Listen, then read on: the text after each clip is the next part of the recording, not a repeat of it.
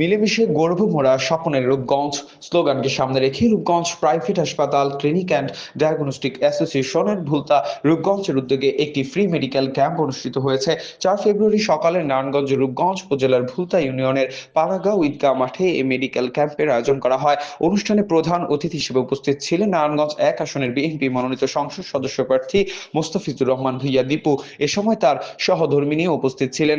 এছাড়া উপস্থিত ছিলেন জেলা উপজেলা বিএনপি এবং অঙ্গ সংগঠনের বিভিন্ন পর্যায়ের নেতৃবৃন্দ। মেডিকেল ক্যাম্পে ডিকেএমসি হাসপাতাল লিমিটেড, ভুলতা জেনারেল হাসপাতাল লিমিটেড, মেমোরিয়াল হাসপাতাল অ্যান্ড ডায়াগনস্টিক কমপ্লেক্স সহ বিভিন্ন হাসপাতালে বিনামূল্য চিকিৎসা ও ঔষধ প্রদান করে।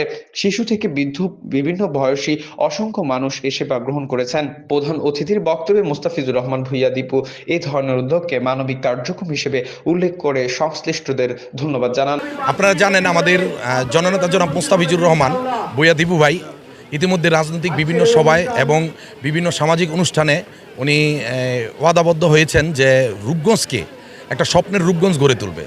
স্বপ্নের রূপগঞ্জ বলতে মিলেমিশে গর্বমোরা স্বপ্নের রূপগঞ্জ, এরকম একটা স্লোগান কিন্তু সারা রূপগঞ্জে চলে গেছে এবং সকলের মনের ভিতরে একটা ছুঁয়ে গেছে। পাশাপাশি ঘরে বসে থাকবে না, আমরা চেষ্টা করব রূপগঞ্জের প্রতিটি নাগরিক প্রতিজন যাতে সুচিকিৎসা পায় এই ব্যবস্থাটা আমরা সকলে মিলে আমাদের দলীয় হতে প্লাস হলো আমরা খুব আশাবাদী যে এই হসপিটালে যারা আছে ওনারা আমাদেরকে যেভাবে করে সহযোগিতা করছে এটার কারণে আমরা এই ধাপটা আগাতে পারছি। এই জন্য প্রথমে ওনাদেরকে অন্তঃস্থল থেকে আমরা ধন্যবাদ জানাই। এখানে রূপগঞ্জকে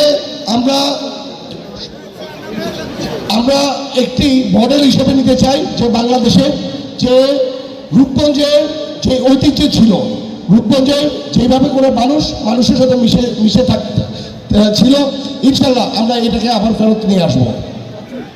দৈনিক আজকের বাংলা .net